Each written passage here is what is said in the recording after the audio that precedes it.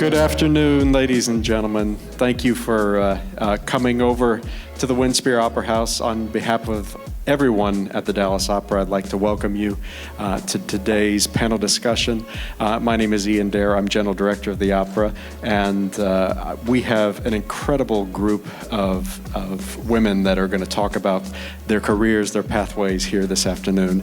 I'm going to give the microphone to Quodesia Johnson, who has been a long-time and valued employee of the Dallas Opera, now consultant for the Dallas Opera. So enjoy the panel discussion. I hope you guys are having a wonderful kickoff to the symposium so far. So thank you for coming. Thank you very much, Ian. Hello, everyone. Thank you all for joining us. As Ian shared, my name is Quodesia Johnson. I also go by Quo Johnson. I am the company culture consultant for the Dallas Opera, as well as the social justice advisor for Opera America. Dallas Opera is my home opera company. So I have the honor today of also being your moderator for today's amazing conversation. I take things very informally. So we will have a discussion. We will learn some things. We will support these amazing individuals in all of their wonderful work, and we'll go from there. Before we begin, I'd like to start with the Dallas Opera's Land and People Acknowledgement. As an organization that is committed to telling stories, we also want to ensure that we're committed to truth-telling. We want to acknowledge that we are on the original land of the Caddo, the Wichita, and the Comanche sovereign nations, nations of human beings who lived a full human experience and who were forced from the land. We also want to acknowledge that people were taken from their homes and brought here to Dallas and forced into free and enslaved labor. Now, of course, none of us created these conditions. These are all things we've inherited, just like I inherited the last name Johnson. With this inheritance, though, comes our honor, our responsibility, our opportunity, our capability to build communities together, to tell the truth, to be mindful of the stories we tell, and to tell them more courageously. So I thank you for joining us for this Land and this People Acknowledgement. I also want to thank our amazing conductors. Y'all gonna hear me say amazing a lot, but I mean it, I really do. I won't say it if I mean it, I promise. That we have it here. I cannot do them justice, but as you see, we have folks here in person, and we have people online who are joining us. And what is so special about this for both the Women in Classical Music Symposium as well as the Hart Institute for Women Conductors is that everybody on this stage, except me, everybody on this stage is a conductor. And they are all participants, they're alumna, or they are current participants of the Hart Institute for Women Conductors. So give them a hand as we get into this conversation. Nice. I cannot do them justice, so I always ask people to introduce themselves. We're gonna start with Karen. Can you let us know who you are and what got you into conducting? Go for it. Hi, everybody. My name is Karen Hendrickson, and I'm really delighted to be a part of such an amazing group of women exchanging these wonderful conversations we've been having.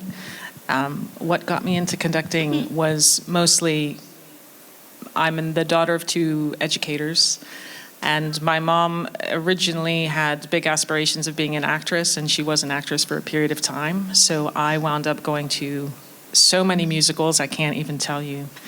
And as it was traditional, I would run down to throw my head over the pit to see what was going on in the pit, where the noise was coming from. And for me, what actually happened was, as I would take my seat and the lights go down, you have that moment of silence just before the orchestra kicks off the story. And that's when I knew that's the person I really wanted to be, was waiting to start that story for the entire audience. Beautiful, thank you for sharing. Everybody give her a hand. I love accolades. I told y'all this is informal, which means y'all have to participate too. Nice, thank you for sharing and welcome. Natalie, let us know who you are and what got you into conducting. Hi everyone, my name's Natalie Murray-Beale. I was born in Australia and I moved to the UK in 2002 to study. And I trained as a pianist and repetiteur, and directly after study I started work at Welsh National Opera on the music staff. And it was during that time, in the rehearsal process, I started leaning in, particularly to the conversations between conductor, director, and artists. And I was fascinated by this. I started playing from full scores, and I realized that I wanted to read a full score. Of course, the orchestra seduced me, and I started to understand what the possibilities were there. And so as I was leaning in this process, and I started to feel that there was something else than the piano, a director, Katie Mitchell, who's an incredibly fine British theatre director, came up to me one day in rehearsal, and she leant over, whispered in my ear, "When are you going to conduct?" And that was the beginning, really. Nice. Thank you for sharing. I like everybody was like, ooh, right? The power of someone coming to you and saying, I expect this of you. When are you going to be courageous enough to do it? I love that. Yes, Stephanie, welcome. Thank you for having me. My name is Stephanie Rhodes Russell, and I was born into a very non-musical family. My mom enjoyed singing but was never really trained, and my dad could not clap a rhythm or in time to save his life. So we definitely weren't surrounded by classical music or anything, but I happened to start playing piano at an early age and really enjoyed it, and then had enough of a knack for it that I started playing violin as well and played in middle school orchestra. Truthfully, it never crossed my mind that I could be a conductor. I music directed our school musicals and got really involved early on. I remember when the orchestra teacher, for whatever reason, would leave to go to the office in the middle of rehearsal and would have me lead, and thinking, yes, finally we can make music, as an arrogant 8th grader. And yet, in my mind, I didn't want to be an educator. I wanted to work at a professional level, and I just unfortunately didn't see that as a woman. So I pursued my career as a pianist and ended up working as a music staff member at the San Francisco Opera, Washington National Opera, the Bolshoi Theater, the Dallas Opera, and many other companies. And it was through my experience in opera that I was really introduced to conducting and playing for conductors. And from the very first production that I worked on, when I was asked to conduct backstage, my interest was immediately piqued. I think in great part based to my orchestral background. And opera really led me down that path. Beautiful. Thank you for joining us. Everyone give all of our panelists in person a hand. I really do like accolades. And we're going to say hello to our panelists who are joining us from their respective places. All of these wonderful conductors are now participating in the Hart Institute for Women Conductors, which actually starts today and goes through the rest of the week. So first, we will actually have Jing-Chi. Could you tell us who you are, where you're based or where you're from, and what got you into conducting? Go for it. Okay, well, hello, everyone. It's really nice to meet you all. So my name is Jing-Chi, and I'm originally from Beijing. I grew up in Beijing. I'm calling from Minneapolis now. I went to the States for my undergrad and then stayed here for about 10 years now. And what got me into conducting is really hearing your stories about being a pianist. I think I share some similar experience as well. I grew up, I started playing piano when I was 3, and I actually had a burnout when I was 12. And since then, I haven't touched the piano except for playing accompanying in the choir. So I've seen conductors work, and I'm always curious about how it works. So when I got to the States and studied statistics, actually for my undergrad, I took a conducting class, and really for me, it's just that one moment when I first conducted on the podium. You just felt it. There's something different, and I felt very. Pretty much that was it, the moment for me. And then since then, I'm still doing a lot of things on piano and choral conducting, and then I sing. Somehow life brought me back to conducting later on in my musical journey, and this is where I am now. So, yeah. Beautiful. Thank you for joining us. We're so excited to have you. And Shira, let us know where you're calling from, who you are, what got you into conducting. Yeah, hi, I'm Shira. I'm actually just up the road in Plano, but we're in exciting virtual things all day, so I didn't have time to drive down to the Windspear, but I'm waving from up the road. I grew up in Los Angeles. My parents are not professional musicians, but my dad loves classical music, and I was put into piano lessons and some viola later in school, and we would go to the Los Angeles Philharmonic Symphonies for Youth. And I thought, ooh, it looks really fun to be the person up at the front of the orchestra waving a stick around. So I did an 8th grade project on women conductors. And my music teacher at school said, if you work hard enough, you can conduct our middle school orchestra. So I conducted a medley from the Disney movie Beauty and the Beast. And it was, kind of like Jing Chi said, it was just a moment of, oh, this is the thing. I think at the time I thought this combines my 3 favorite things: music, dance, and being in charge.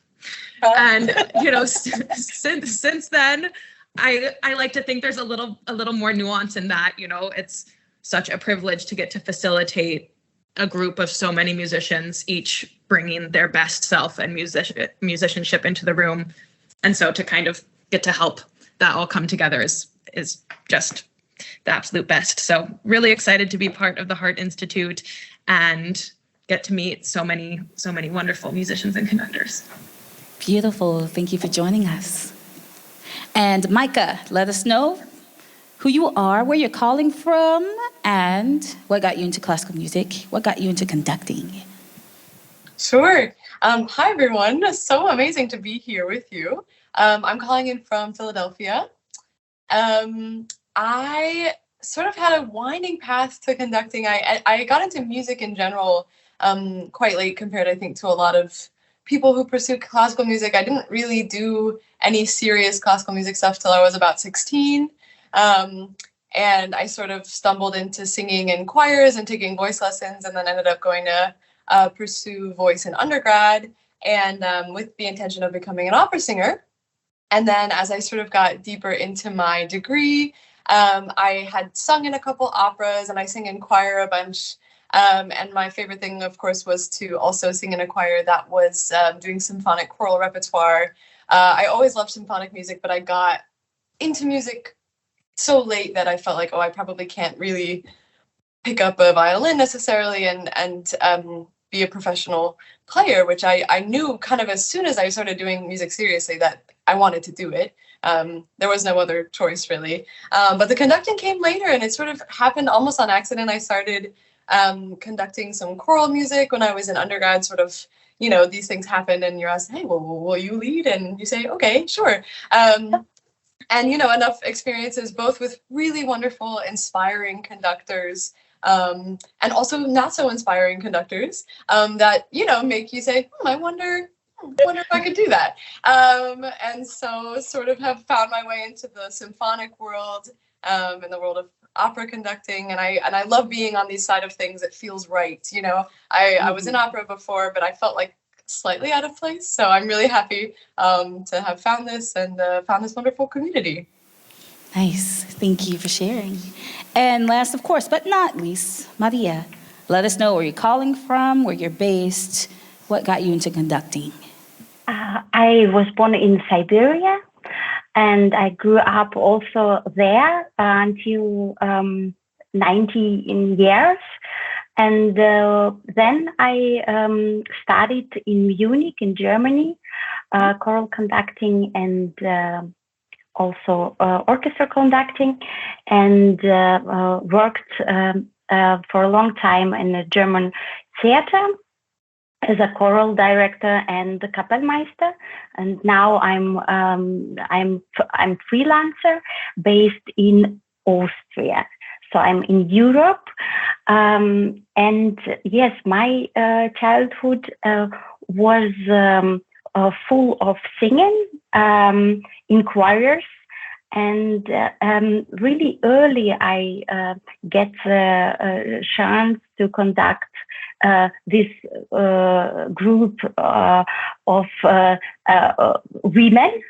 It was just women, and yes. And singing was my first passion. Second passion, dancing. And it was really difficult to choose. And I think 14, I was 14, and then I decided to go into musical college and to study conducting, music making with another people, this other group, to bring people together, to bring all details together. That make me so happy, and it's for me. It's not really. It makes not really a difference between choral piece or orchestral piece or opera. Mm-hmm. Just make music. It makes me happy.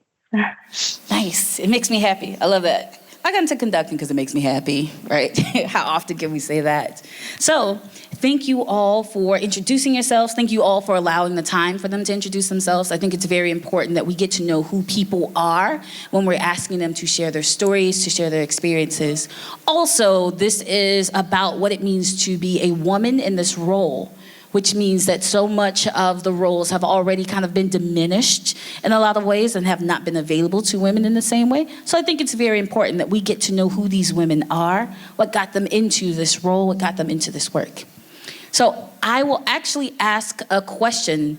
What are some of the challenges, I'll say, for our panelists who are here in person? What are some of the challenges you've experienced first, and then we'll go into other questions, as a woman in this role, and what are some of the ways that you've approached engaging those challenges, you've approached overcoming those challenges to kind of come into your own?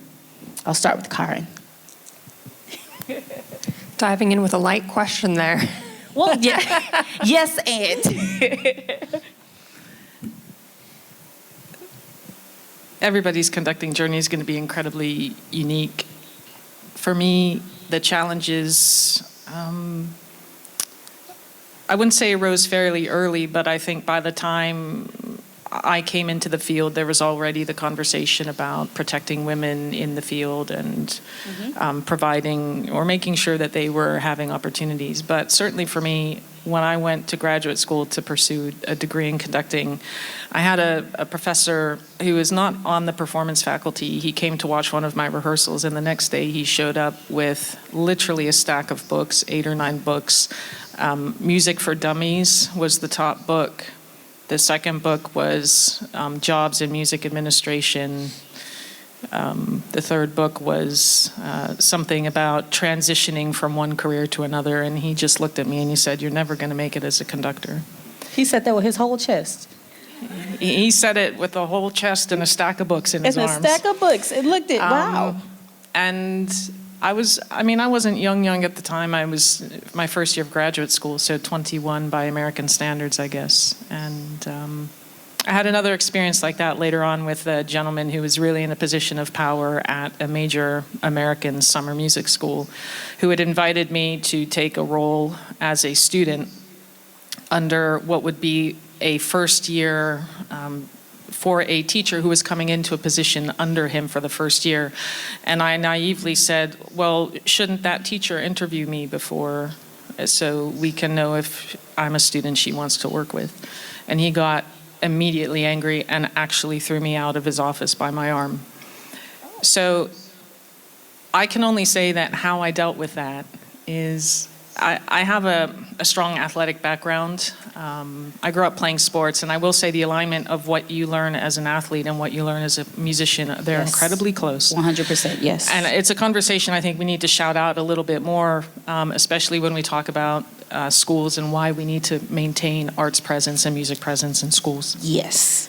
But for me, I had made a pact with myself, and it was also a pact with my parents. My dad's an economist.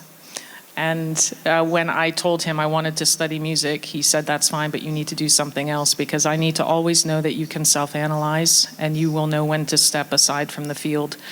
And I said, I'm going to pursue this field until two things happen. I either feel I can't go any farther, and the field tells me I can't go any farther, and both of those things are true. And the field will tell you right away in some way that you might not be able to go any farther, or they don't think you can go any farther.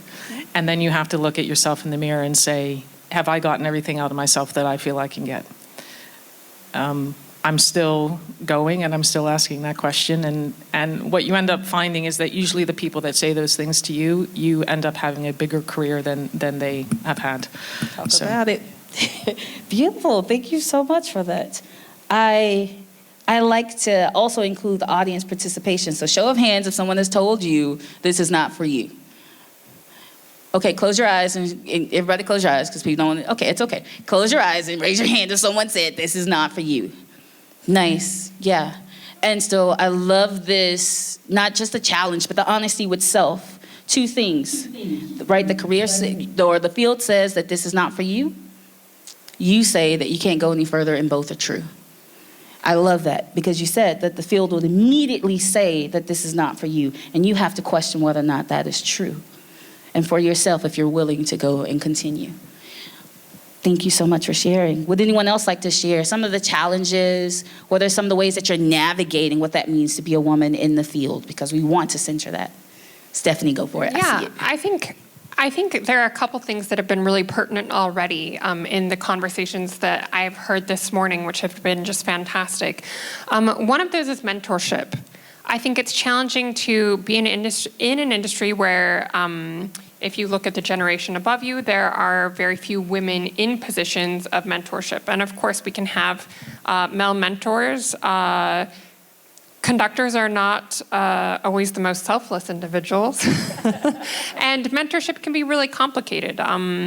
Just quite frankly, in the history of conductors, there have been many men that perpetrate that power in ways that they should not. Mm-hmm. And if you happen to be assisting one of them, that comes with its own set of challenges. So navigating the mentorship component, which can really make your career as a conductor, can be challenging. That doesn't mean that there aren't wonderful men out there to help mentor you, and women in roles beyond that of conductor that can also assist in mentoring you. But I think in many roles for women that can be a challenge, and it's one of the reasons I love seeing a network like I've seen this morning engaging in conversations about that. I think the second challenge is allowing imperfection and mediocrity, for lack of a better word. I think that we have so many male conductors that not everyone can be extraordinary and excellent, and there are room for a lot of people in the industry. And if we're going to go into statistics, no. But there needs to be room for women to have opportunity to learn and grow, yes. And that means making mistakes. Yes. And making a mistake on the podium is not something you want to experience. Mm-hmm. And yet that's how we all grow. Right. And so making space for that for women in a way where they're not being put in a position to fail necessarily, mm-hmm. but also where statistically we see as many women getting these opportunities as men. Mm-hmm. Thank you so much for sharing. So yes, and I love this.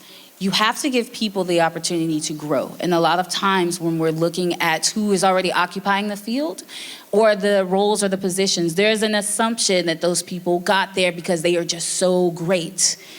What happens is we have talent, right? We have natural talent, and then we build skill. In order to build skills, you have to have opportunities. So if you never get the opportunity to go up there, to do something, to possibly fail, to probably fail, and then to learn from it, then you actually never get the opportunity to grow and to advance in skill. So we want to be mindful of what it means for us to receive opportunities and receive realistic expectations in those opportunities. This is not to say allow mediocrity across the board, but this is saying be honest. There's enough space. There's enough opportunity for people. We just have to be mindful of what we expect. And sometimes when you're the first, right? When you're the first in a position, you have higher expectations you have to meet than when you're not the first. So thank you for sharing. Natalie, would you like to add to that? Yeah, I've got a couple of challenges that I've been through. But a personal one for me, some of the opportunities I had at first were I was guest chorus director at London Symphony Chorus, and I was around the London Symphony Orchestra and the choir and a multitude of conductors, and I was like a sponge. You know, I was learning, and it was fantastic. And then I went on to assist the conductor Esa-Pekka Salonen, and likewise, he's the most incredible technician as well as musician, and I took on a lot of that physicality and the way he would solve problems and work through transitions, and it was fantastic. But there was a point where I was too much like him, that I caught myself. I saw a video, and it was like a bit like too much like Esa-Pekka in rehearsal, and that wasn't me. So there was a real moment where I needed to lead as myself, and also the artists I admire the most are the ones that create their own language. So I'm a big fan of the choreographer Pina Bausch, and her language was so specific. No one had created a dance language like her before.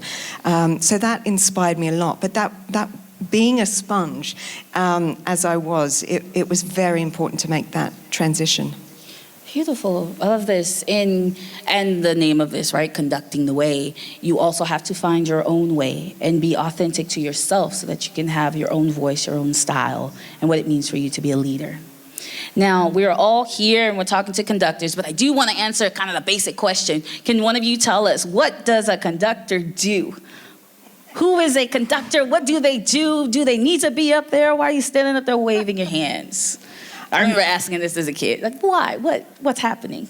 Who would like to I always answer? think about the sound first. Sorry to jump in, folks, but rather than the doing, it's really having a vision for sound. Nice. And then, of course, you have to articulate that. It can be with words, without, but providing that clarity is extremely important, and that's the point from where I start to work. Nice. Thank you for sharing that. And Shira, you also actually talked about what it means to, all of you did actually, but to bring all of these people together and to make sure that in this storytelling, as you talked about, Karen, in the storytelling that people are coming together, that they're making music. Shira, can you share a bit more? What does a conductor do? Yeah, I mean, I used the word earlier, the facilitator, and I think it's totally like having. I love that idea of like a vision for sound, and then connecting it with all the real humans that show up, and getting to do something that's like sort of collaborative, but still holding the leadership position. So it's a tricky balance that I'm still figuring out. But I think, like one of the important things conductors do is create space for each individual to like offer what they've brought into the room, and then to use it all together. Nice. Thank you for sharing. And what is unique about this particular panel is we have people who are kind of calling in. We have folks here. So I'm going to have some of our conductors who are calling in to talk with the conductors who are here in person as well. I'm actually going to start with Maria. You have a particular question for Karen. Can you go ahead and ask her? Thank you. You were chorus master for the Royal Opera House, Covent Garden, and Loughborough Festival Opera. And did this experience help you in your work on the symphonic repertoire? And how was the transition to working with orchestras? Did everyone hear the question? Yes, given her experience, how was the transition? How was the transition to orchestra is what she's asking. Go for it. So I think a commonality you often hear from opera conductors is that we either start with piano quite young, or we are pianists, or we start as singers. In my case, something that flagged up really early is that I happened to have an okay-ish or better than okay-ish voice, and I was very good with rhythm and very good with sight reading, so suddenly I was a huge asset in, for instance, an alto section in my high school chorus. And actually, I was training as an orchestral conductor, and what happened is my first work was suddenly appearing all with choruses. My first job was as an assistant conductor with a professional choir in Washington, D.C., where I was required to also sing in the large chorus and also sing in the chamber choir. And indeed, when I moved to England, Natalie and I are actually were, what do you say, country comrades, I suppose. Absolutely. But, yeah, something like this. So we both live in England. And when I moved there to study at the Royal Academy of Music, I continued to sing in the London Philharmonic Chorus. How does this inform your conducting and the transition into that? For me, anyway, all sound begins with breath. In fact, you can talk to a string section when maybe they're not producing the sound you want, and you just simply say, especially if they're younger, a younger string section, let's just breathe together and let's just play. And you breathe for them, and you deliver the sound, and suddenly the sound will come flying at you. And it's because they're not thinking about the sound, they're thinking about the breathing, which is inherently in their body what starts the idea of sound. So the transition of singing into orchestral work for me is everywhere. It's in the winds, it's in the brass, it's in the strings, it's even in percussion that sustains. So you'll always find a crossover from singing into orchestral work. Beautiful. Thank you for sharing. I love talking to conductors. You can tell the conductor, she's just like this, and they have to, right? Because we emote when you speak with dancers, they're always moving. So I love speaking with conductors as well. Thank you for sharing. So as we look at what it means for those kind of career transitions, I'd actually like us to consider genres. Do you do something different with each genre? And what's so great about this is we have a panel of individuals who go across multiple genres, as you've heard. So we have chorus and orchestral, we have movie and film and all of these beautiful things. Do you do something different with each genre as a conductor? I'll start with Stephanie. I'd say you do something different for each orchestra, for each genre, for every. As a conductor, you're constantly adapting to the situation, with probably the exception when you're a music director, you develop a longer standing relationship. But if you're a guest conducting, you stand in front of an orchestra and like we were saying, in a leadership role with a vision that you need everyone to get on board with because you don't make any of the noise, right? So your goal is to share that vision and ideally just support them in being the absolute best that they can so that they feel free to bring that to the table. And part of that is adapting to every ensemble and to individual players and sensing what they need from you. And that's going to be different with every group and with every project. So I think conducting requires a great deal of adaptation while maintaining your own individual artistic integrity. Mm-hmm. And so would you say that this is like problem solving in a lot of ways in real time? Oh, absolutely. I mean, there's constant split-second decisions that you're making that you don't have time to think about, you know, whether it's an opera or symphonic repertoire. I have less experience in film, but Natalie can speak to that. Beautiful. Natalie can speak to that. And actually, Jingqi, I believe you have a question for Natalie. Go ahead. Hi, Natalie. So since we just speak of that, this is perfectly tied to my question. I found it was very incredible to read about how you bring your talents and skills in the various avenues like opera, orchestra, film, and even video games. So I thought, wow, that was really amazing. So my question are kind of in three different parts. It starts with how did you kind of create this path, and how do you find yourself navigating through this very exciting kind of intertwined path? And what are the aspects that you find are more challenging or rewarding to you? And I think the last part of my question is, how did those How did those experiences sort of culminating or shaped how you think about our roles as a conductor now? Thank you. It happened quite organically, actually. I didn't plan.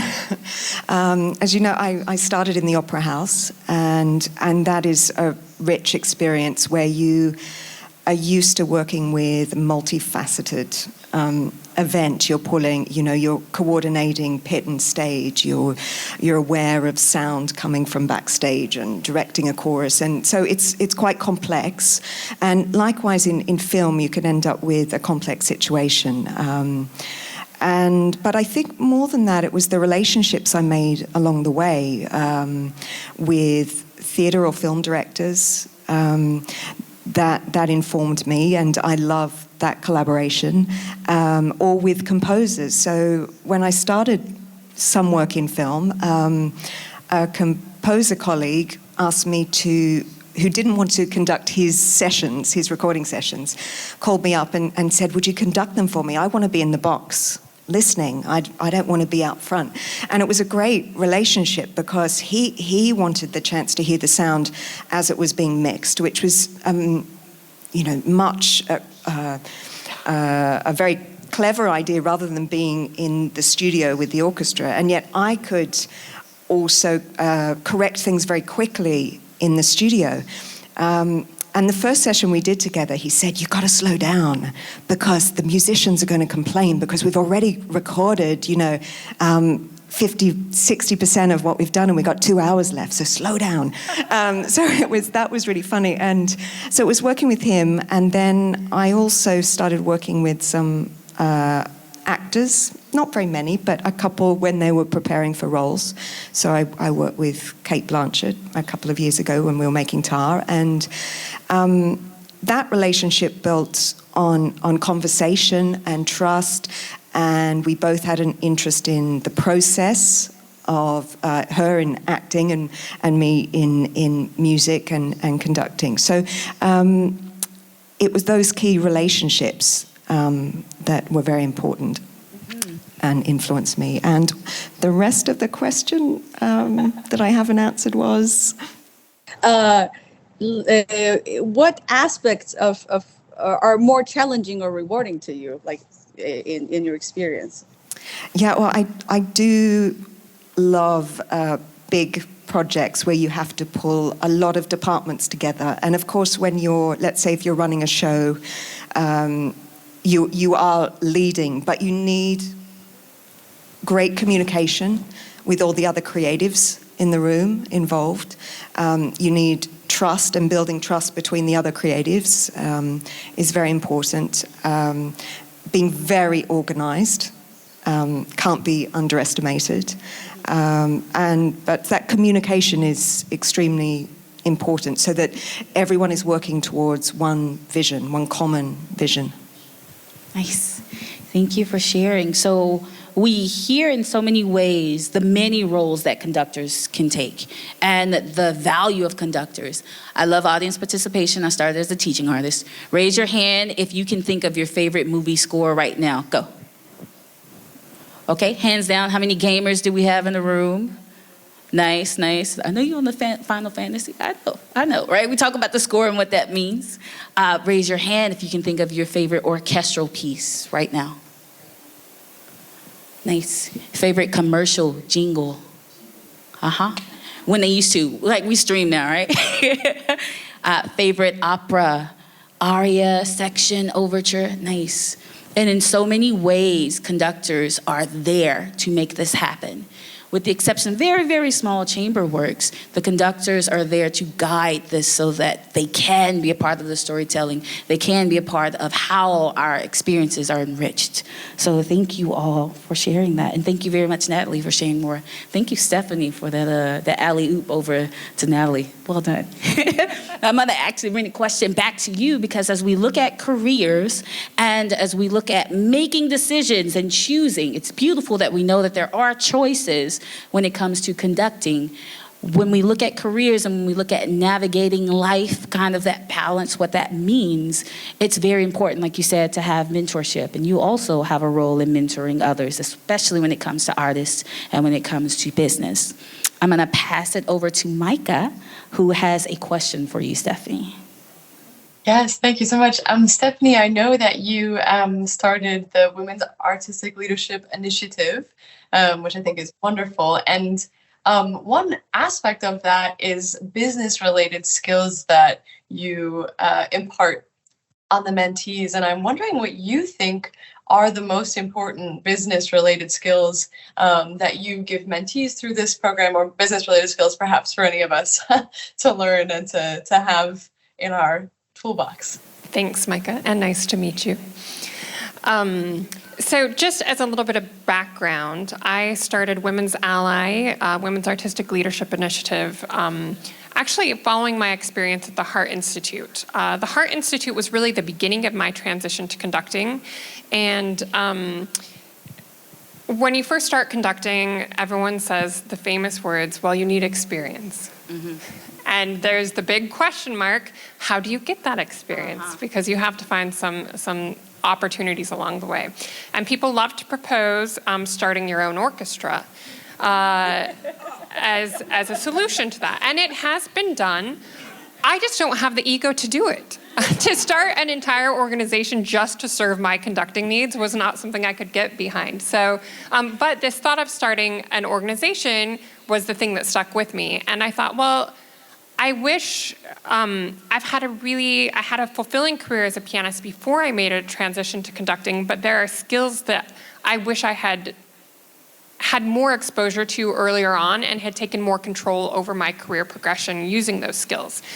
So I founded Women's Ally with the intention to focus on training in business and leadership skills for undergraduate age women so that we're giving them a leg up earlier on in their career development process. And as part of that, we host a summer leadership intensive, and we cover topics from personal finance to contracts, having attorneys present. But I would say the overriding kind of concept that we talk about, and I would say my personal takeaway that I still work on in my own career, is this leadership mindset shift. We say from studio to CEO.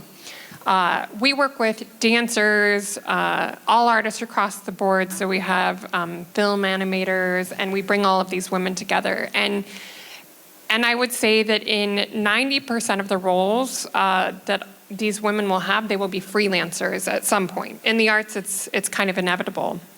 And if you have the mindset that you are the CEO of a business, it's never not personal, right? But it empowers you in a way that then you can promote and build your organization more effectively. As a CEO, you're not expected to do everything, but you are expected to build a great team around you of people that know how to do that. Now, in the early stages of a career, you will have to do everything as you're scrambling to make ends meet and find your opportunities. But really embracing that mindset shift and taking ownership of marketing and finance and informing yourself in a way where you can articulate conversations about these things and assess you as a business. With our young women that we work with, there is no career goal that is right or wrong. If they want to run their studio from their home and teach piano lessons, we want them to have a contract. We want them to know the rate that they should be charging and feel comfortable charging a high rate. Like there's no one definition of success, but our goal is to empower them with the skills to create their own success. And I think it really starts with that mindset shift, which is, I find, a very helpful perspective. Beautiful. Thank you for sharing. And I love this. There's no one definition of success. What I'm hearing is that it is a matter of how you measure success individually and whether or not you are taking the necessary actions to be successful. If I name that this is what I want to do, am I going in that direction? Am I doing the things necessary in order to get to what I deem successful? Nice. As we look at success, as we look at careers, can you all share one of your biggest aha moments of your career and kind of one of the toughest lessons to learn And we talked about failure, it helps us learn, right? So what are one of the toughest lessons you had to learn, but you're grateful to have learned it? And I'll start with Karen.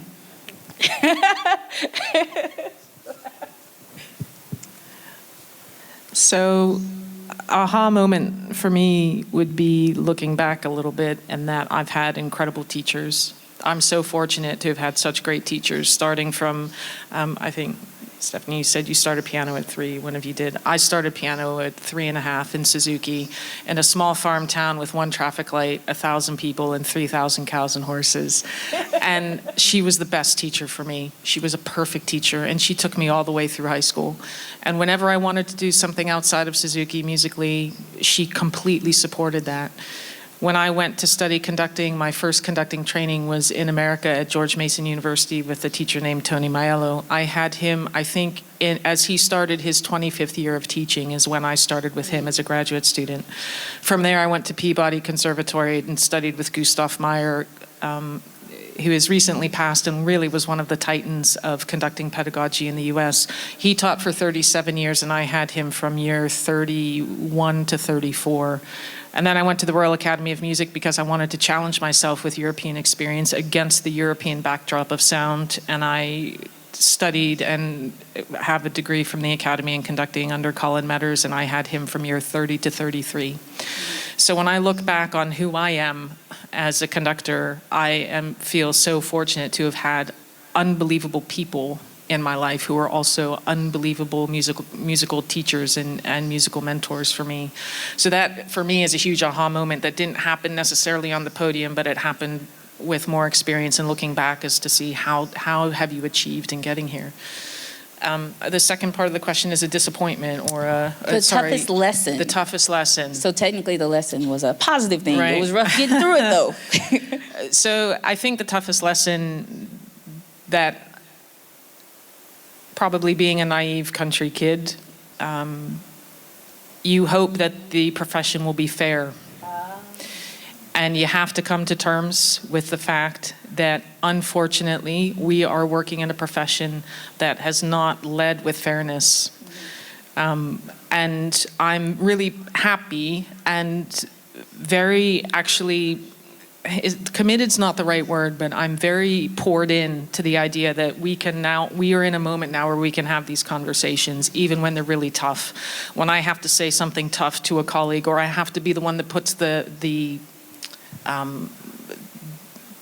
what's the thing that you throw, the target on my back, and be the person that stands there with the target to say the tough thing, because this is the time for us to say it and to have those conversations. That being said, I'm really grateful to know that we're all starting to work to make the place fair and equitable. Just like Stephanie talked about mentorship, I would also just add this on for any of you who are in orchestral organizations. A conductor, a female conductor, getting mentorship from a podium is really important, but I would almost say that it's more important for us to get mentorship from an entire organization, because it is tricky for us to have a conversation with a male conductor who's older than us in a way that maybe is not as comfortable as a young male conductor and an older male music director, because they naturally have the same way of exchange and conversation. So it's just really important for organizations to realize that you can mentor conductors, and please also don't forget about women conductors or female musicians who are out there who haven't yet had a chance to build a career as a conductor, but who would be great conductors. I'm part of the Taki Alsop Fellowship Consortium. I was a Taki Alsop Fellow in 2013. The number one set of applicants now coming through Taki Alsop are women who are 35 or 38 or older in terms of numbers, because they are the women that we have missed in terms of giving the opportunity. And the last thing I just want to share is there's a great book out. I think it's called How Women Rise. I don't know if anybody else has read this book recently. It's a fairly recent book, but the one big takeaway I took from that is that we know how men and women converse can be very different, and this idea that young men have pinged over women who have been in a company for a long time, and there's a promotion coming up, and the young man's saying, but I'm great at this, and I'm going to do this, and I'm going to do that, and I'm so great, and I'm going to do that. And the woman walks in and talks about what they've contributed over 10 or 12 years of service to a company or to their role. And it's interesting to find in the data that men, older men apparently, I am not one, so I have to rely on the data, that they hear, they are much more excited about the conversation about potential than they are about contribution. And women in a room are much more interested in hearing about contribution than they are than hearing about potential. But when we have conducting competitions that are made up mostly of male adjudicators, and they look around a room, they are going to look for the person that has potential. And we're now also seeing that it's not just the young man, but by the way, it's also the young woman. So now we have young women who are making the leapfrog over maybe women who haven't had the chance for conducting, but who have demonstrated that they have the skill and demonstrated that they can contribute. So that for me is something that I really feel is not a positive thing in our industry, and we really need to keep an eye out for that. I love that. Thank you very much. In this, we hear multiple layers, so I'll kind of go back through them.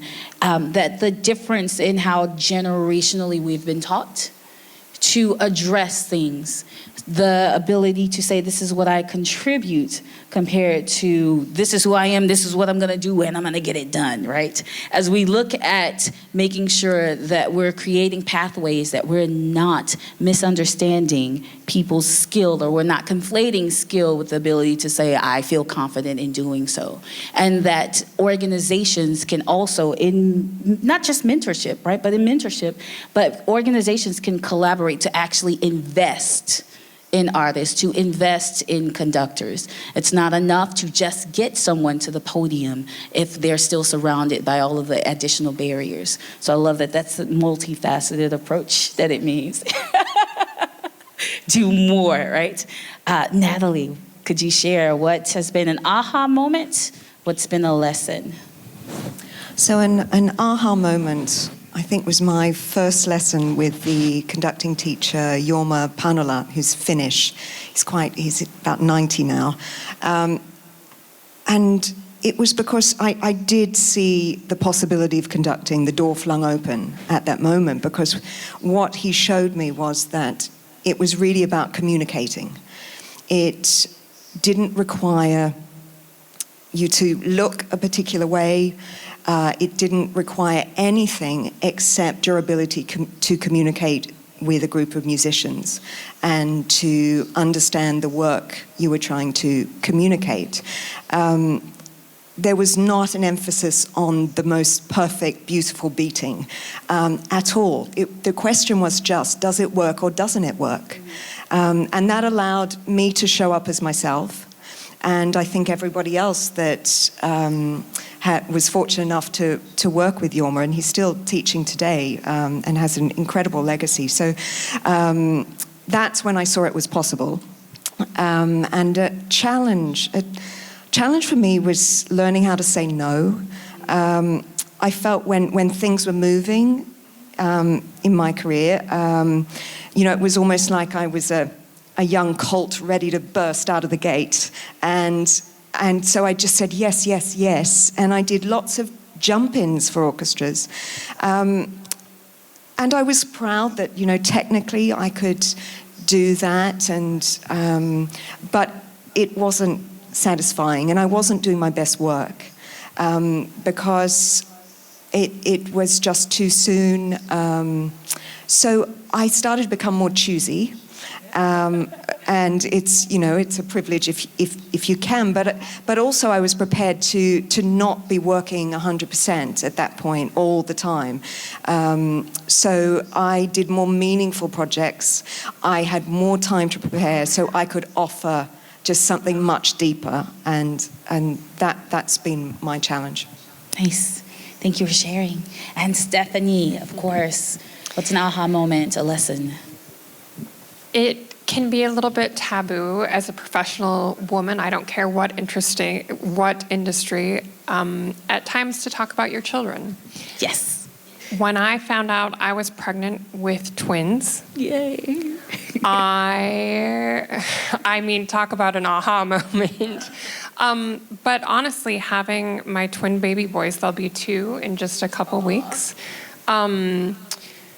it really makes you take ownership of what you want with your life. There's no such thing as balance. Like this whole conversation about like family life, The work life, balance. yeah. No, I believe there are seasons, and that there are seasons that are more heavily focused on work and other seasons of family. But balance is never going to happen. So just kiss it goodbye.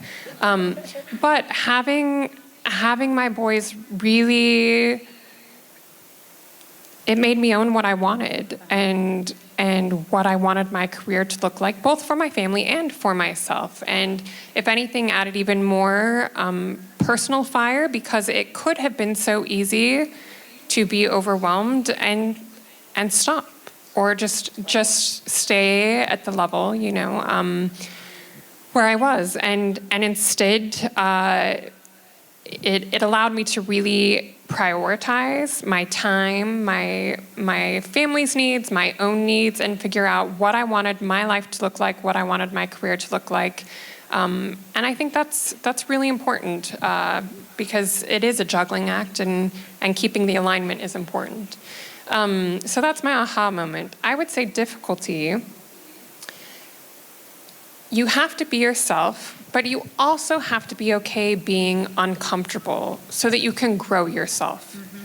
Inherently, I've always been an introvert that just loves books and reading and one-on-one conversations with people, and would love to never network a day in my life unless it was in an individual, meaningful way. Like that's how I thrive, is those individual relationships, you know? So none of that really fits how you get yourself into a leadership role.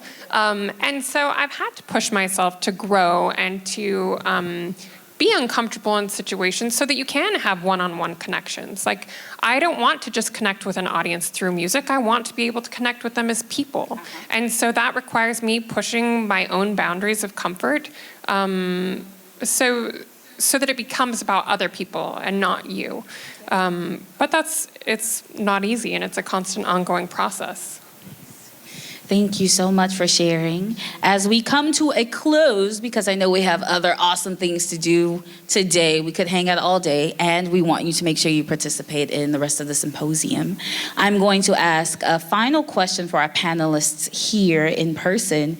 What advice, what word, what phrase, what encouragement would you like to give to our amazing conductors who are joining us online, and to the folks here who are so interested in your story and your career path?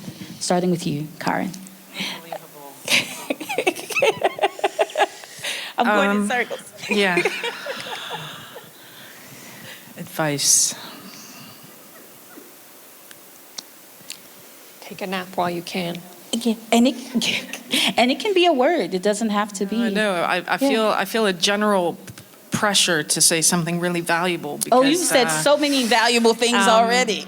But advice for the profession: your musicianship will protect you. Ooh. So please, please, please, please invest your time in your musicianship.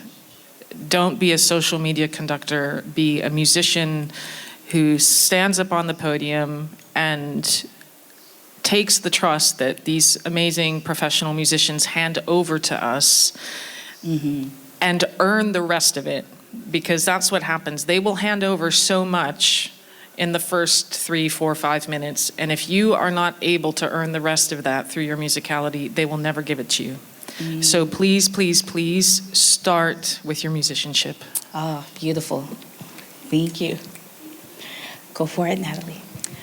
Yeah, believe in yourself. Trust yourself. Trust yourself as a young woman with your experiences. They're valid.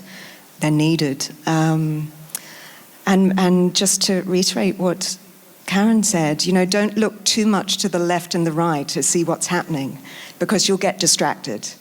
You have to lead, and leading, you know, you have to do that from within yourself. Nice. And Stephanie. Working in a competitive industry doesn't mean it's a competition. And especially amongst women, the more that we can do to support each other, to hire each other, to build each other's careers, and not determine your level of success by comparing your career to someone else's, the better off the industry will be. Beautiful. Everybody, a round of applause for our amazing panelists, to our folks online as well. Thank you all so very much for joining us for this conversation. This Conducting the Way is a part of the Dallas Symphony Orchestra, which is also a home to me, Women in Classical Music Symposium, as well as the Dallas Opera's Hart Institute for Women Conductors. We thank the sponsors and supporters of both programs. We thank all of you for joining. May you continue to lead courageously. May you continue to conduct the way in a manner that allows you to determine your own success. Thank you so much for joining us, and y'all have a beautiful rest of your day. Thank you, Chloe.